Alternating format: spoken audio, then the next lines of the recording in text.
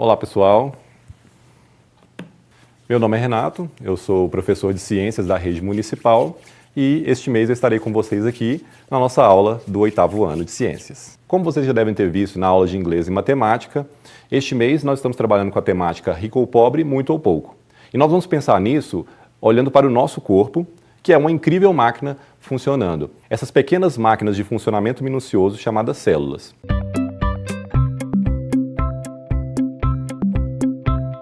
Se nós pensarmos que toda máquina precisa de duas coisas para funcionar, energia e matéria-prima para ser construída, nós vamos pensar que todos os seres vivos, essas incríveis máquinas de funcionamentos diferentes, que são formadas por células, exceto os vírus, elas vão precisar de energia e de matéria-prima para a formação do seu corpo. Pensando nisso, vamos imaginar como eles obtêm essa energia e essa matéria-prima, através da alimentação. É claro que a forma de obter esses nutrientes, que no caso seriam as substâncias que vão dar essa energia e essa matéria-prima, vai ser diferente para cada ser vivo. Por quê? Esses nutrientes vão ser obtidos através da alimentação. E se nós pensarmos na forma com que nós, animais, nos alimentamos e uma planta, por exemplo, a planta ela vai produzir o próprio alimento através do processo de fotossíntese. Como vocês veem aqui, temos vários exemplos de seres vivos e, no caso, desde uma bactéria até um animal como nós, somos todos formados por células e todos precisaremos desses nutrientes para a obtenção de energia e para a formação do seu próprio corpo e para o crescimento. Ok, mas o que são nutrientes? Os nutrientes são substâncias químicas que o nosso corpo precisa e retira dos alimentos. Eles vão ter diferentes funções e estruturas. Então, aqui nós temos nessa tabela os 5 principais nutrientes que nós retiramos dos alimentos. Aqui, inicialmente, nós temos os carboidratos, que são popularmente chamados de açúcares. Esses nutrientes têm essencialmente uma função energética, que, como um combustível no motor do carro, eles darão energia para o funcionamento do corpo. Os segundos nutrientes aqui nós temos os lipídios, que são popularmente conhecidos como gorduras. Os lipídios, eles vão ter função estrutural em alguns casos. As células vão utilizar esse lipídio para a construção de suas estruturas e, em outros casos, ela vai armazenar como uma forma de reserva energética em sua estrutura, como as células do tecido adiposo. Bom, em terceiro temos as proteínas, que vão ter duas funções. A primeira delas seria uma função estrutural. Essa função estrutural das proteínas, nós temos como exemplo a estrutura muscular do nosso corpo, que é essencialmente formada por proteínas. E também temos as proteínas de função reguladora, que podem trabalhar, por exemplo, na digestão de outros nutrientes. Aí você pode se perguntar, as proteínas participando da digestão de outras proteínas? Sim, elas são chamadas de enzimas, mas nós vamos falar sobre elas daqui a pouco. Temos aqui também as vitaminas, que no caso são substâncias químicas de diferentes estruturas que participam de várias funções do nosso corpo, como se elas estivessem, teoricamente, controlando algumas funções biológicas, e temos os sais minerais, que também têm função estrutural e reguladora. Como exemplos de sais minerais que participam da estrutura do nosso corpo, nós temos o cálcio, que ele participa da estrutura tanto dos nossos ossos quanto dos nossos dentes, e na função reguladora nós temos alguns sais minerais, como por exemplo o potássio, que participa da transmissão dos impulsos nervosos. Nessa tabela nós não colocamos a água, porém a água também é um nutriente e ela participa tanto da estrutura quanto do funcionamento do nosso corpo, por exemplo, dissolvendo diversas substâncias, como exemplo o plasma sanguíneo, onde vamos ter diversas substâncias dissolvidas e também para dissolver substâncias que vão ser eliminadas, como o exemplo da urina, onde nós vamos ter substâncias tóxicas ao corpo que serão eliminadas do nosso corpo para que elas não fiquem acumuladas. Bom, pessoal, se os carboidratos são açúcar e nos dão energia, isso quer dizer que eu posso comer bolacha recheada e chocolate sempre. Ou, por exemplo, se eu gostar de carne, comer muita carne. E se eu não gostar daquela verdura, eu deixar ela sempre no canto do prato. Isso seria uma alimentação balanceada? Em relação a essa questão dos nutrientes, nós temos que pensar o seguinte: a quantidade, a variedade e a qualidade desses nutrientes vão influenciar o funcionamento do nosso corpo e a saúde como um todo. E é por isso que foi criado um padrão em relação a essa questão, porque essa questão da variedade, quantidade e qualidade dos nutrientes vai depender do tipo de nutriente e do organismo da pessoa. O padrão criado, ele foi chamado de pirâmide alimentar. E aí, no caso, ela vai ser diferente para cada país, devido aos hábitos culturais, e ela vai falar para nós sobre as quantidades desses nutrientes que devem ser ingeridos no nosso dia. Bom, como vocês estão vendo na pirâmide alimentar, os alimentos energéticos, os carboidratos, eles estão aqui na base da pirâmide. No Brasil, culturalmente, o nosso carboidrato mais utilizado é o arroz, mas nós também temos a batata, os pães e, no caso, o macarrão. Eles, no caso, devem ser utilizados em maior quantidade, como vocês estão vendo. Ele é a base da pirâmide, que é a parte mais larga dela. Logo acima, nós temos os alimentos com função reguladora. E aí nós colocamos os alimentos de grupos como, por exemplo, as verduras, os legumes e as frutas. Por quê? Porque além de carboidratos e proteínas, eles vão ter essencialmente uma maior quantidade de vitaminas e sais minerais que outros alimentos. Logo acima dos reguladores, nós temos os alimentos construtores. E aí que nós vamos incluir aqueles alimentos que são ricos em proteínas, ou seja, você vai consumir uma porção menor deles. Os alimentos de, no caso, função estrutural são aqueles que têm a maior quantidade de proteína e nós vamos incluir aí tanto de origem animal quanto de vegetal, como por exemplo, as carnes, o ovo, os laticínios, ou no caso leite, ou os derivados de leite, e também as proteínas de origem vegetal, como a soja, por exemplo, e as leguminosas, como o feijão, que também está bem comum na nossa alimentação no dia a dia. Bom, no topo da pirâmide nós temos, no caso, os alimentos que são ricos em lipídios e açúcares. Esses alimentos, eles devem ser consumidos em menor quantidade, porque o nosso corpo tende a o quê? A armazenar esses lipídios e muitas vezes vão causar desequilíbrios e proporcionando o aparecimento de doenças. Uma forma de medir a quantidade de energia que esses alimentos podem nos dar, a gente vai medir isso em calorias. Porém, um alimento muito calórico não significa que ele vai ser saudável para o nosso corpo. Aqui nós temos uma tabela onde indica, por exemplo, a quantidade de calorias, que esses 3 nutrientes aqui vão ceder para o nosso corpo. No caso dos carboidratos e proteínas, nós vamos ter 4 quilocalorias por cada grama de nutriente. E no caso dos lipídios, vocês podem ver que os alimentos ricos em lipídios vão ser mais calóricos, porque a quantidade de quilocalorias que eles vão ceder para o nosso corpo é maior. E como eles tendem a reservar, então a quantidade de calorias que vão estar na reserva do corpo vão ser maior. Aqui nós temos exemplos de 2 tabelas nutricionais de diferentes alimentos. Eu coloquei uma tabela de uma fruta, como a manga, e uma tabela nutricional de uma barra de chocolate.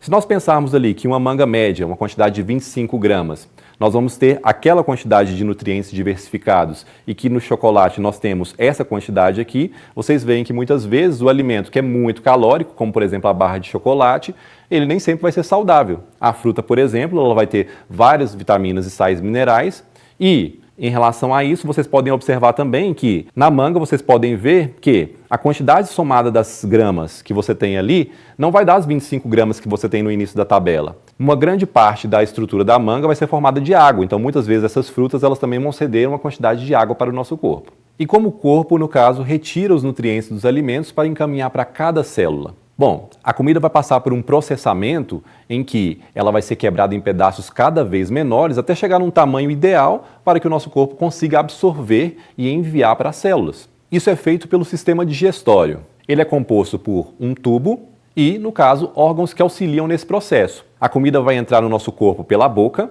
vai passar pelo esôfago, estômago, intestino delgado, intestino grosso, até que os resíduos que restam da alimentação saiam pelo ânus. Nós temos, no caso, 3 órgãos que são o fígado, a vesícula biliar e o pâncreas, que não fazem parte do tubo, porém ajudam na digestão. Esses 3 órgãos, eles são responsáveis por produzir ou armazenar algum tipo de substância, que vai ser importante para o processo de quebrar os nutrientes maiores que são presentes no alimento. Bom, o alimento ingerido, ele é ingerido pela boca e, a partir desse momento, ele já começa a ser processado, ou seja, ele passa a ser quebrado em pedaços menores.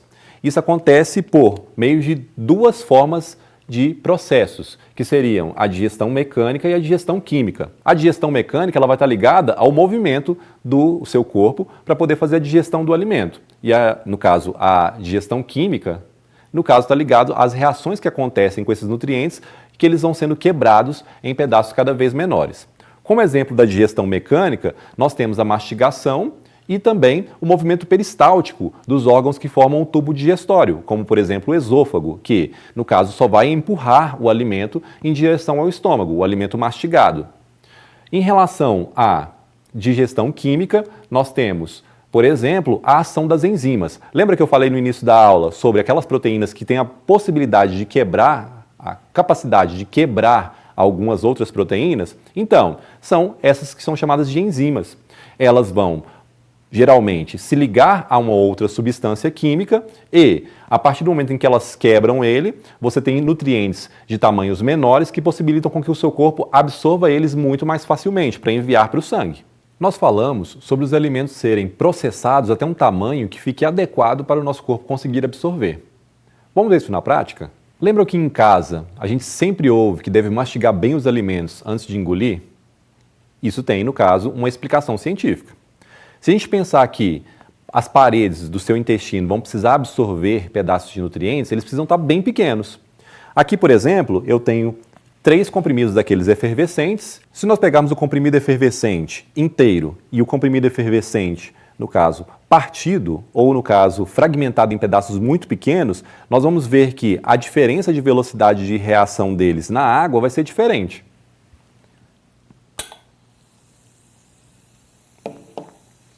Aqui nós podemos observar que ele vai demorar a se fragmentar até com que ele tenha acabado, que a gente possa consumir esse produto.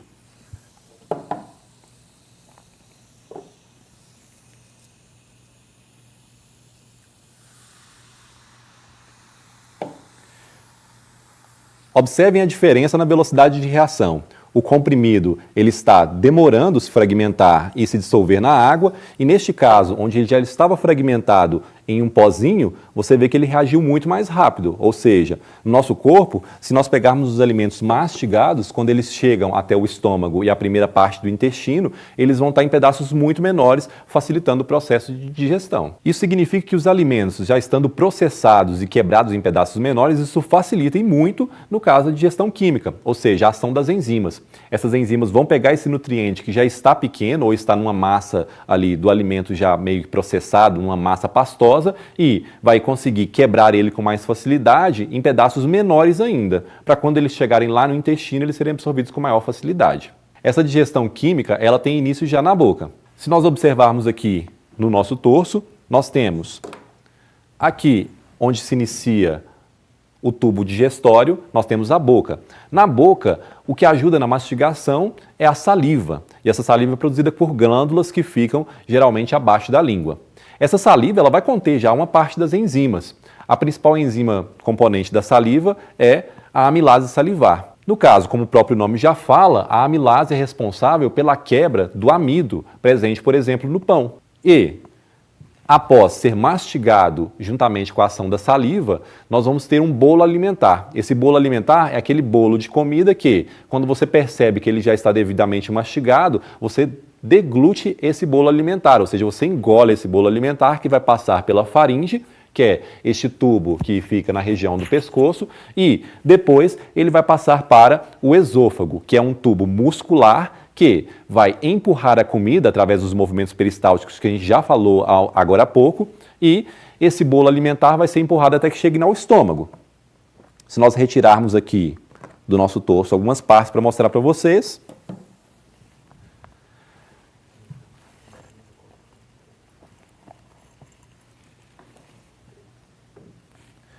nós temos aqui o estômago. A comida passou pelo esôfago, que fez o movimento peristáltico até que ele chegasse ao estômago. Já no estômago, esse alimento, ou esse bolo alimentar, vai sofrer a ação de um líquido chamado suco gástrico. Esse suco gástrico, em sua composição, nós vamos encontrar tanto o ácido clorídrico, que vai fazer com que esse bolo alimentar vire uma pasta, quanto enzimas que vão quebrar as proteínas. Se nós pensarmos em nosso prato, geralmente de almoço, onde vai ter ali um arroz, um feijão ou uma carne juntamente com eles, a carne ela começa a ser digerida no estômago. Além de transformar o bolo alimentar nessa massa pastosa e já começar a quebra das proteínas, o ácido que está presente no suco gástrico também trabalha matando algumas das bactérias que possam estar presentes nos alimentos. Uma das enzimas que vai estar presente no suco gástrico é a pepsina. Essa pepsina é responsável pela quebra das proteínas em aminoácidos que podem ser, no caso, absorvidos no intestino. Quando a comida já virou essa massa pastosa, a gente passa a chamar ela, ao invés de bolo alimentar, chamá-la de quimo. Esse quimo é o que vai ser passado para a primeira parte do intestino delgado. O intestino delgado ele é um tubo que possui 6 metros de comprimento, em média, no organismo humano. Aí você pode se perguntar, como eu vou ter 6 metros de tubo dentro do meu corpo? O intestino delgado, esse tubo muscular, ele vai estar cheio de voltas na região do abdômen, que é a região da barriga. O grande comprimento do intestino delgado faz com que o máximo de nutrientes seja absorvido dessa massa alimentar durante o percurso pelo intestino. Bom, já que ele tem 6 metros, acaba que a gente divide ele em 3 partes diferentes. Seria a primeira parte o duodeno, a segunda parte o jejuno e a terceira parte o íleo. Nessa primeira parte do intestino delgado, chamada duodeno, nós vamos receber outras substâncias que vão auxiliar no processo de digestão, como, por exemplo, a bile, que é produzida no fígado, que eu tinha retirado aqui do nosso torso. E, no caso, essa bile vai funcionar como um sabão. Ela vai ajudar, auxiliar no processo de quebra dos lipídios presentes no alimento, ou seja, nas gorduras. Você já viu, por exemplo, quando você lava a louça, que o sabão ajuda a você a tirar a gordura daquela louça. Então, aqui, outra substância que vai ser, vamos dizer assim, liberada no duodeno é o suco pancreático. O suco pancreático produzido pelo pâncreas, ele vai ser liberado no duodeno e ele vai auxiliar na quebra de vários outros nutrientes presentes ainda no quimo, porque vão estar presentes nesse suco pancreático várias enzimas que vão ajudar nessas quebras. Agora, se nós pudéssemos ver a parede do intestino, como ela seria? Essa parede do intestino, ela seria cheia de voltinhas. Essas voltinhas nós damos o nome de vilosidades. E se nós pudéssemos microscopicamente observar essas vilosidades, nós veríamos as microvilosidades, que seria, na superfície da voltinha, nós teríamos voltinhas microscópicas. Aí você pergunta, mas por que essas voltinhas? Essas voltinhas, elas são apropriadas para que você tenha uma maior superfície de contato, que vai propiciar que o seu intestino absorva o máximo de nutrientes daquela massa, que agora já passa a ser chamada de quilo no intestino delgado. Tendo absorvido o máximo de nutrientes possível nessas voltinhas aqui, nas vilosidades como nós falamos, ainda resta algumas coisas para serem absorvidas pelo sistema digestório. A água e os sais minerais. Os sais minerais não precisam ser quebrados nem a água. Eles passam então a ser absorvidos pelo intestino grosso, que no caso é o outro tubo que se inicia após o fim do intestino delgado. Esse intestino grosso ele vai ter aqui 3 voltas, ok? Até que tenha sido absorvido toda a água e os sais minerais, onde vai ser formado o que a gente chama de fezes, ou seja, o resíduo do todo o processo da digestão, ele vai ser eliminado pelo ânus, no caso, tendo completado o processo de digestão do nutriente que estava presente no alimento que você consumiu. Agora vamos ver se vocês estão atentos a tudo que a gente conversou hoje. E foi muita coisa, não foi? Vamos fazer um exercício? Associe os nutrientes da segunda coluna de acordo com as funções presentes na primeira coluna. Nós temos aqui as 3 funções, como nós já vimos lá no início da aula, as funções dos nutrientes, que são a função energética, a função reguladora e a função estrutural, ou aquela função construtora que eu falei para vocês, que trabalham no crescimento do organismo. Os nutrientes que eu coloquei aqui no nosso exercício são vitaminas, carboidratos, proteínas, lipídios e sais minerais.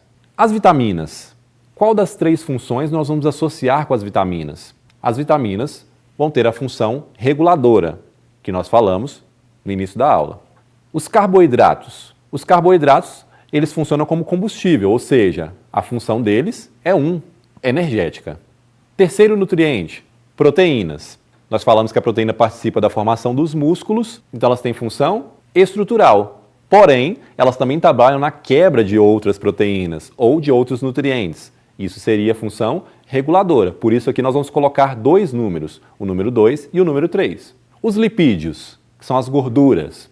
Função energética, que eu falei para vocês que servem como uma espécie de reserva de energia, e também a função estrutural, pois participa da construção de algumas células. E os sais minerais? Os sais minerais, que são muitos, como por exemplo o ferro, o cálcio, o sódio, eles vão ter função estrutural, por exemplo o cálcio, ou no caso reguladora, como por exemplo o potássio. Fácil esse, não foi? Vamos fazer outro exercício. Ao comer um pão com carne no lanche da escola, onde se iniciará a digestão química dos principais nutrientes dos nossos ingredientes, pão e carne, respectivamente? A. No estômago e no esôfago. B. Na boca e no intestino. C. Na boca e no estômago. Ou D. No intestino delgado e intestino grosso. Se vocês voltarem no que a gente já falou antes durante a aula, o pão ele é um alimento que é rico em carboidrato. No caso, a gente pode dar como exemplo o amido. E vocês lembram que na boca, durante a mastigação, a ação da saliva, que tem uma enzima chamada amilase, ou seja, a amilase é responsável pela quebra do amido. A digestão do pão, então, se inicia na boca. Não pode ser então a letra A, que se fala estômago e esôfago. Já a carne, a gente sabe que é um alimento rico em proteínas. Esse alimento rico em proteínas, a gente viu que a digestão das proteínas, ela é feita, ou iniciada pelo menos, no estômago, com a ação do suco gástrico, que vai ter a pepsina, que é aquela enzima que quebra algumas proteínas. Bom, se nós temos o início da digestão do amido presente no pão, na boca, e o início da digestão das proteínas da carne pelo suco gástrico no estômago, a nossa alternativa é a alternativa C, boca e estômago. Na letra D, não faria nenhum sentido a gente colocar intestino delgado e intestino grosso, porque a gente já viu que os dois intestinos, o alimento já passou por várias transformações até que chegue nos dois tubos. O que vocês acharam dessa questão? Vamos para um terceiro exercício, para fixar bem esse conteúdo, hein? Neste processo de quebra dos nutrientes, a digestão química, o sistema digestório produz algumas substâncias que contêm enzimas que são específicas para a quebra de alguns nutrientes. Identifique e associe algumas substâncias produzidas pelos órgãos do sistema, na primeira coluna, e o nutriente que será quebrado, na segunda coluna. Nós observamos aqui o número 1 é referente à saliva, onde a gente encontra a amilase salivar, que a gente falou no exercício anterior. Número 2 é a bile, aquele que eu falei que age como um sabão.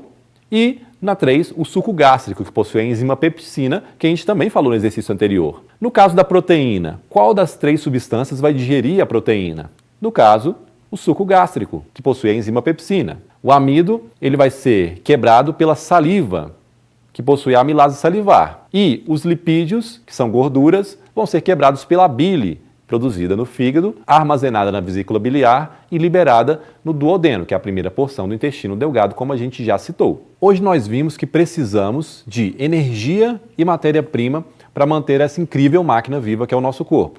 Nós vimos que nem sempre muito, como no caso das calorias, significa que você possui uma alimentação saudável e balanceada. Mas, e após absorver todos esses nutrientes no processo de alimentação, como eles vão chegar nos meus neurônios ou nas células da ponta do dedo do pé? Eles precisam chegar lá. E é isso que nós vamos ver na nossa próxima aula.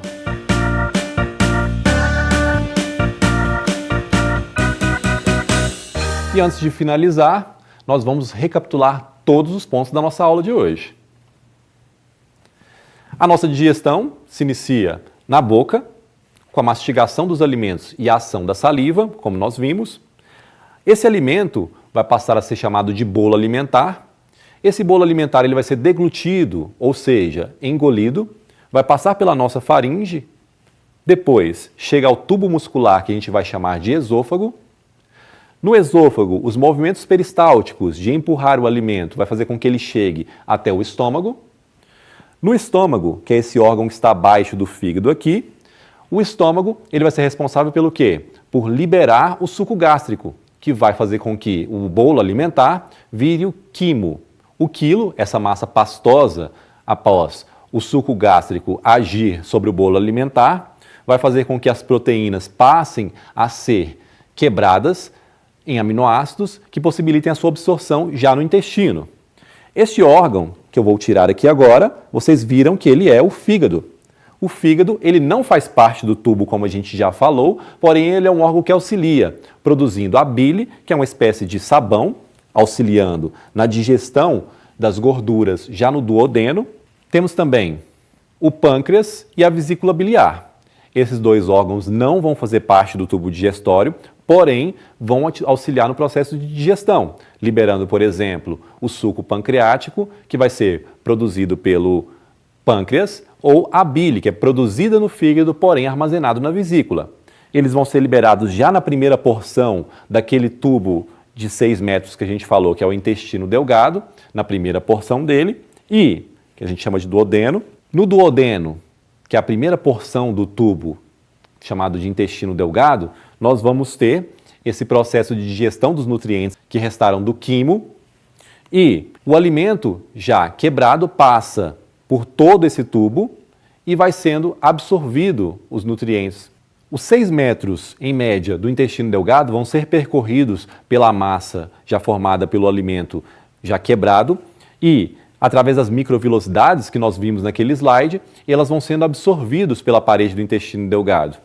Durante todo esse percurso, os nutrientes, como os aminoácidos, os carboidratos em pedaços menores vão sendo absorvidos e, ao chegar no intestino grosso, nós já temos aqui uma massa onde vão ser retirados, após finalizar a passagem pelo intestino delgado, essa massa alimentar já chamada de quilo, chega ao intestino grosso.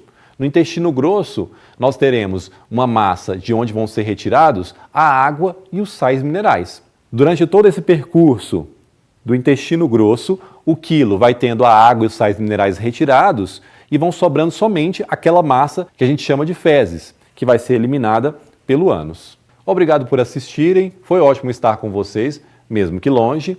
Espero que vocês tenham curtido a nossa aula. Se você curtiu, compartilhe com seu colega de sala que não está assistindo às aulas do Escola em Casa. Até a próxima. Tchau!